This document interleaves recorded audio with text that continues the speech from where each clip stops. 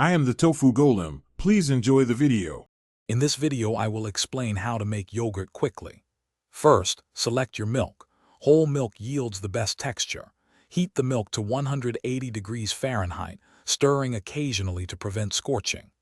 This step denatures proteins, creating a thicker yogurt and eliminating unwanted bacteria. Once heated, cool the milk rapidly to 110 degrees Fahrenheit. This precise temperature is crucial for the starter culture to thrive effectively. Once your milk reaches 110 degrees Fahrenheit, it's time to introduce your starter culture.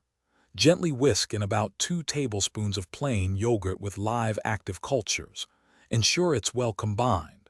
Now, the incubation phase begins. Maintain a steady temperature between 100 and 115 degrees Fahrenheit. An instant pot or a warm oven with the light on works perfectly.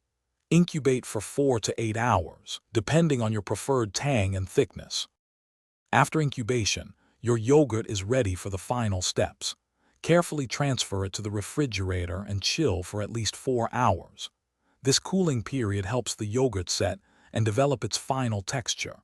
If you prefer a thicker, Greek-style yogurt, strain it through a cheesecloth-lined colander for a few hours.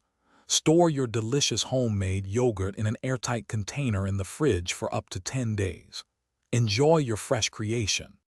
Sometimes, yogurt doesn't turn out exactly as planned. If your yogurt is too thin, try extending the incubation time or increasing the amount of starter culture next time. Always ensure your starter yogurt contains live active cultures and isn't expired. A fresh, potent starter is key to success. Before we wrap up, remember to check the description for a link to some fantastic deals, including those amazing darn tough socks with a lifetime warranty. They're truly worth it. Thanks for watching and happy yogurt making. Thanks for watching. Consider subscribing if we helped you today.